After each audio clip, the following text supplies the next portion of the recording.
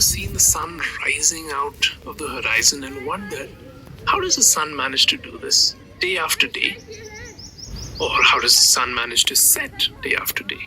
What's the mechanism behind this? Right? Or have you ever looked at the night sky?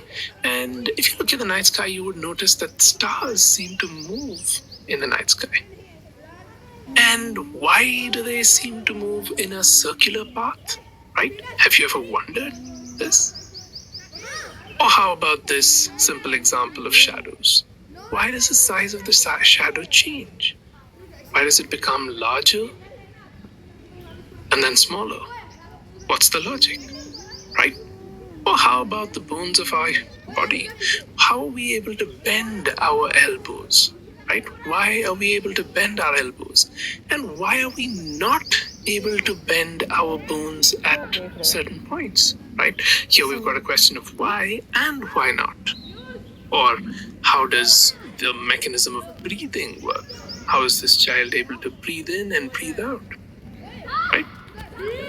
Or even how do fish breathe underwater? These are questions I'm sure you've asked yourself at some point. What about plants? When you plant a seed under the ground, how does the seed know which way to grow out of? How does the shoot move upward and the root downward so perfectly all throughout every plant? Right? How does this even happen? Valid question, isn't it?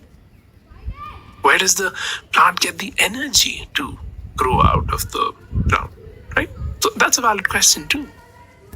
How about this liquid into which we dump a little bit of metal? Why would it start?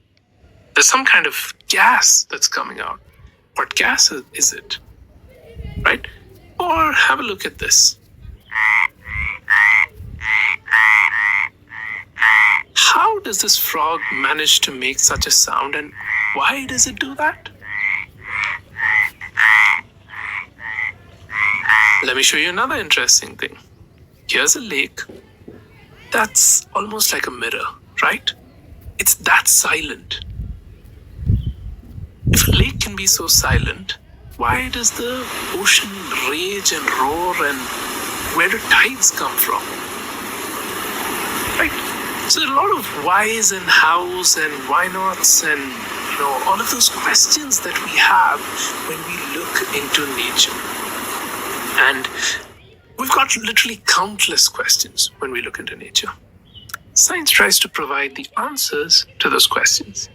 Does it succeed everywhere in providing answers? Well, not yet, right? But it does give us answers to a ton of questions. And when you study science, that's what you're going to do. You're going to try to answer these whys and why nots and hows and all of those questions that you've had for a long time.